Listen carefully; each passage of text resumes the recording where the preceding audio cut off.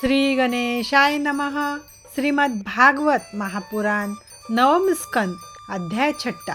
श्री सुखदेव जी ने कहा, हे राजन, अमरीश के कुल में इक्ष्वाकु नामक एक महाप्रतापी राजा हुआ। एक दिन उसने अपने बड़े पुत्र शशात से कहा, हे पुत्र, तुम वन में जाकर शिकार ले आओ तो मैं उससे पितरों का श्राद्ध करूं। यह सुनकर राजकुमार ने वन में जाकर खरगोश को मारा। भूख लगने के कारण उसने थोड़ा सा मांस तो स्वयं खा लिया, शेष राजा के पास लाकर रख दिया।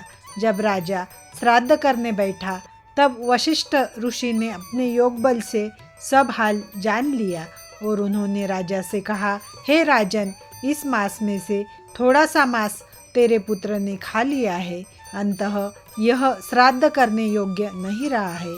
यह सुनकर राजा ने क्रुद्ध होकर शशात को अपने नगर से बाहर निकाल दिया। तब वह वन में जाकर जाज्वल्य नामक ऋषि के आश्रम में रहकर हरि भजन करने लगा। कुछ समय बीतने पर जब राजा इक्ष्वाकु की मृत्यु हो गई तब वशिष्ठ जी ने शशात को बुलाकर राज सिंहासन पर बैठा दिया। उसके वंश में पुरजय नामक एक राजा अत्यंत प्रतापी तथा शूरवीर हुआ। एक बार दैत्यों ने युद्ध करके देवताओं को जीत लिया। उस समय इंद्रादि देवताओं ने ब्रह्मा के पास जाकर अपनी जीत का उपाय पूछा। तब ब्रह्मा जी ने उन्हें यह सलाह दी कि तुम लोग मृत्युलोक के राजा पुरंजय को अपनी सहायता के लिए बुलवाओ, तभी तुम्हें विजय मिल सकेंगी। यह सुनकर इंद्र ने राजा पुरंजय के पास जाकर इस प्रकार कहा, हे राजन, आप हमारे सहायक बनकर दैत्यों से युद्ध करो। पुरंजय ने उत्तर दिया, हे राजन, मुझे तुम्हारी सहायता करने में कोई संकोच नहीं है, परंतु दैत्यों से युद्ध करते समय मेरे शरीर में इतना बल उत्पन्न होगा कि मुझे हाथी, घोड़ा आदि अपनी पीठ पर न उठा सकेंगे। अंत यदि तुम स्वयं बैल बनकर मुझे अपनी पीठ पर बैठाओ तो मैं तुम्हारे साथ चलने को तत्पर हूँ। यह सुनकर इंद्र ने स्वीकृति दे दी। तब राजा पुरंजय ने इंद्र पर चढ़कर दैत्यों को युद्ध में हरा दिया। उस पुरंजय के वश में श्रास्तव नामक एक अत्यंत प्रतापी राजा हुआ। उसने श्रावस्तीपुरी को बसाया। उसका पौत्र कुवलाश्व नामक राजा ऐसा शूरवीर निकला कि उसने उत्तंग ऋषि की सहायता से धुंध नामक दैत्य का संहार किया। उस दैत्य के मुंह से ऐसी ज्वाला निकलती थी कि उसमें राजा कुवलाश्व के 21 सहस्त्र पुत्र भस्म हो गए थे। केवल दृढ़हास आदि 3 पुत्र ही जीवित बचे। दृढ़हास के पुत्र का नाम निकुंभ था।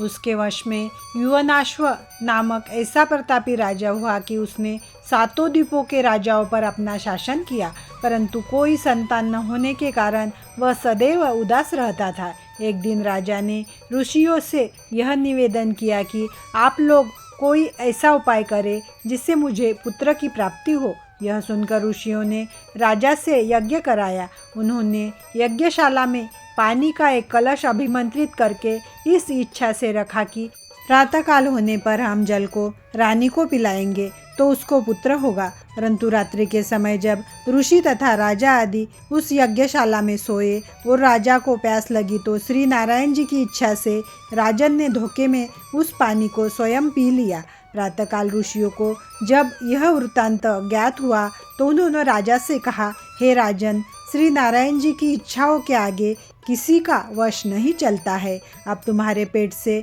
एक बालक उत्पन्न होगा। यह सुनकर राजा पहले तो उदास हुआ, फिर हरि इच्छा समझकर संतोष धारण किया।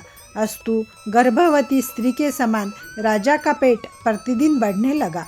10वें महीने के बाद ऋषियों ने राजा की दाहिनी कोख को चीरकर बालक को निकाल लिया तथा घाव को सीकर राजा को अच्छा कर दिया। जब उस बालक ने दूध मांगा उस समय इंद्र ने अपना अमृत से भरा हुआ अंगूठा उसके मुंह में डालकर चुसाया। अंगूठा चुसाते समय इंद्र ने उस बालक को मानधाता कहकर पुकारा था तथा यह कहा था कि इसका पालन मैं करूँगा। अंत ऋषियों ने उस बालक का नाम मानधाता रख दिया। बड़े होने पर मानधाता ऐसा प्रतापी राजा हुआ कि उसने 7 द्वीपों के राजा रावण आदि राक्षस एवं दैत्य सभी डरते थे। उसने यज्ञ करके ब्राह्मणों को बहुत सा दान दिया। मानधाता के मुचकुंद आदि 3 पुत्र तथा 50 कन्याएं उत्पन्न हुई। राजा मानधाता ने अपनी उन सभी पुत्रियों का विवाह सोभरी नामक ऋषि के साथ कर दिया। इतनी कथा सुनकर राजा परीक्षित ने पूछा, हे शुकदेव जी, राजा मानधाता ने अपनी 50 कन्याओं का विवाह एक ही ऋषि के साथ क्यों किया? श्री शुकदेव जी बोले, हे परीक्षित, एक समय सोभरी ऋषि यमुना के तट पर जल में बैठे हुए तप कर रहे थे।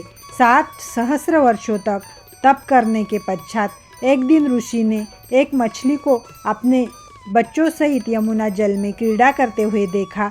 तो उसे देखकर ऋषि ने वृद्ध होते हुए भी अपने मन में यह विचार किया कि गृहस्थ आश्रम बहुत अच्छा होता है।